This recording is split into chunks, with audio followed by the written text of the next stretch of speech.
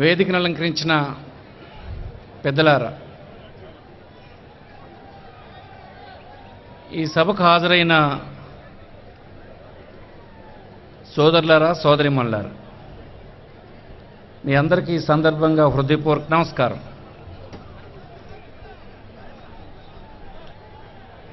ఈరోజు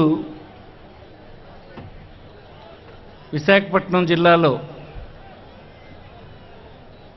ఈ బహిరంగ సభ ద్వారా మనం కేంద్ర ప్రభుత్వానికి, రాష్ట్ర ప్రభుత్వానికి మన ఆకాంక్షను తెలియజేయాలని ఈ సభను ఏర్పాటు చేసుకోవడం జరిగింది. రాష్ట్రం విడిపోయిన తర్వాత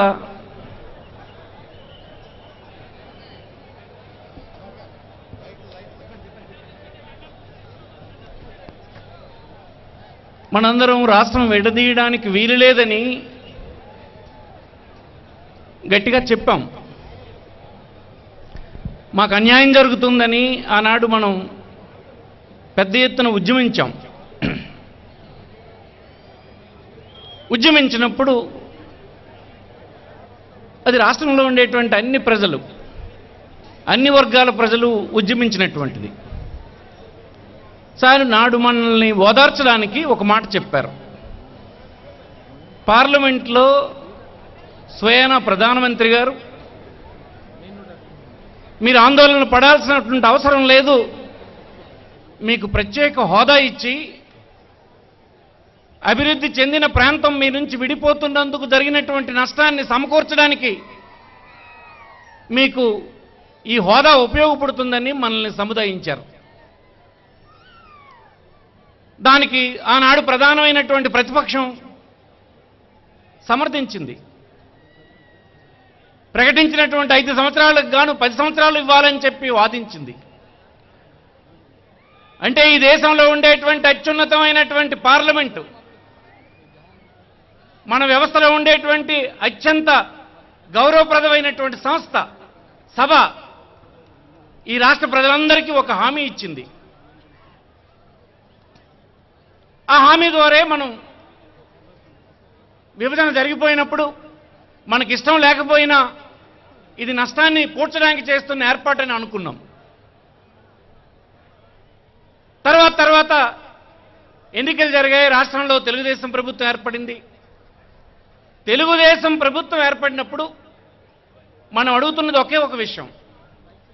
నాడు ఈ రాష్ట్రానికి ఇస్తున్నటువంటి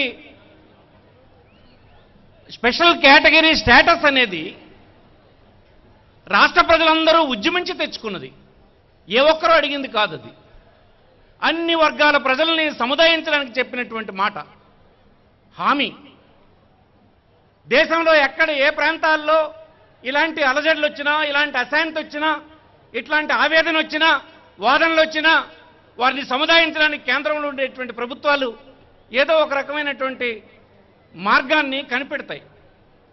అందులో భాగంగానే మనకిచ్చినటువంటి స్పెషల్ కేటగిరీ స్టేటస్ని చల్లగా ఒకరోజు ముఖ్యమంత్రి గారు చెప్పారు, నేను స్పెషల్ కేటగిరీ స్టేటస్ని వదిలేశాను, నాకు ఇంక అవసరం లేదు, మీరు ఏదైనా ప్రత్యేకమైన ప్యాకేజీ ఇచ్చేస్తే నేను అంగీకరిస్తానన్నట్టుగా చెప్పారు. ఒకరోజు రాత్రి అరుణ్ జైట్లీ గారు ప్రకటన చేశారు. ఆ ప్రకటన సారాంశం ఏంటంటే, ముఖ్యమంత్రి గారు ఈ రాష్ట్రానికి స్పెషల్ కేటగిరీ స్టేటస్ మరి అవసరం లేదు, మాకు ప్యాకేజ్ ఇస్తే సరిపోతుందని అంగీకరించినట్టుగా ప్రకటన వచ్చింది. ఆ ప్రకటన తర్వాత పత్రికల్లో వచ్చింది, ఎలక్ట్రానిక్ మీడియాలో వచ్చింది, తర్వాత ఇంటర్నెట్లో వచ్చింది, మనందరం చూసాం.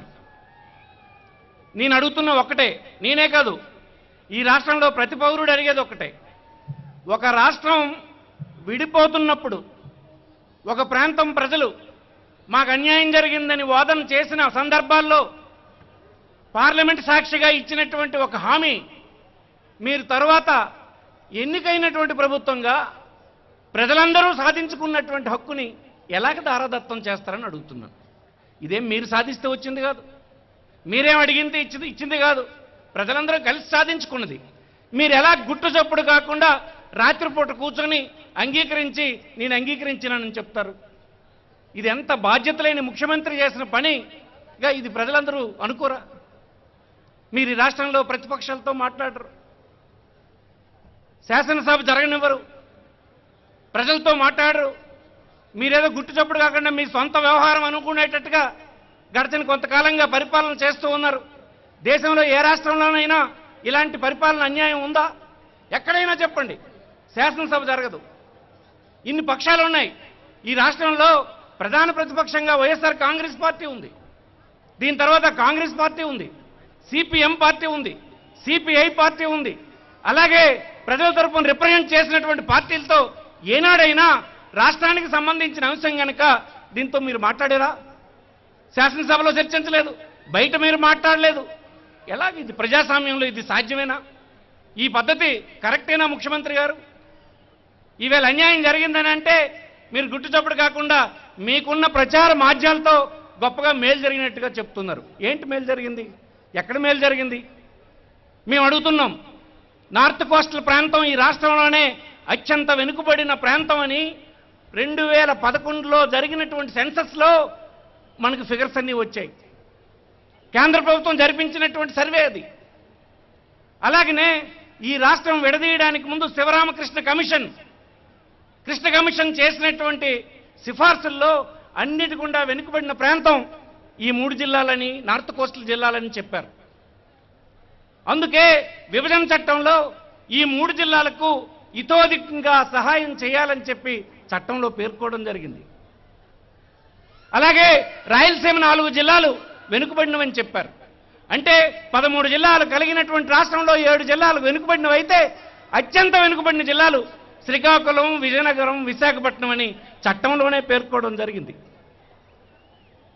రాజధాని ఎక్కడ పెట్టాలని జరిగినటువంటి వాదనలో ఒక శివరామకృష్ణ వచ్చినప్పుడు ఆయన అధ్యయనం చేస్తే ఈ 3 జిల్లాలు బాగా వెనుకబడినవని ఆయన చెప్పడం జరిగింది.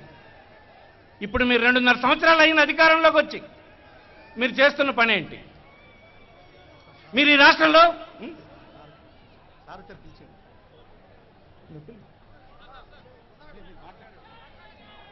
రాష్ట్రంలో ఈవేళ జరుగుతున్న అభివృద్ధికి, ఈ ప్రాంతాల అభివృద్ధికి ఎక్కడైనా పొంతనుందా?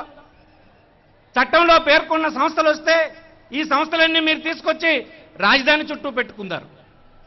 అసలు తెలంగాణలో ఈ వాదన ఎందుకు వచ్చింది?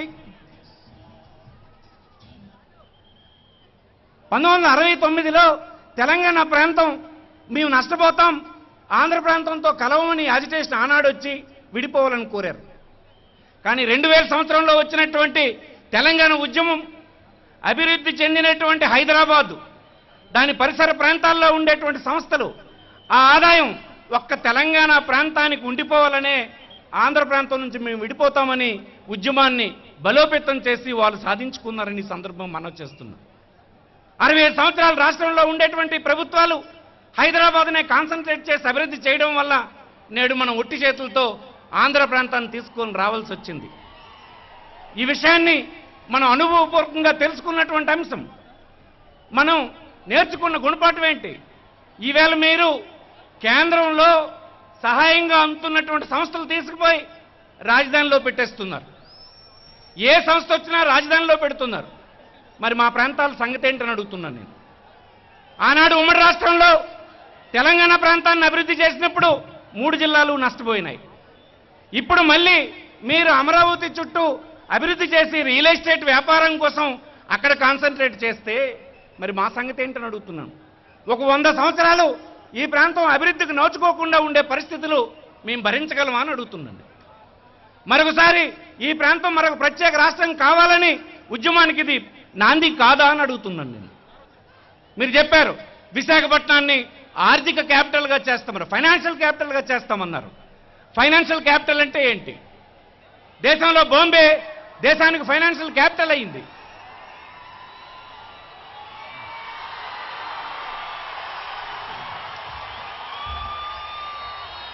ఈవేళ విశాఖపట్నాన్ని ఫైనాన్షియల్ క్యాపిటల్ చేస్తామన్నారు. మీరు ఫైనాన్షియల్ క్యాపిటల్ చేయడానికి రిజర్వ్ బ్యాంకు పెట్టినటువంటి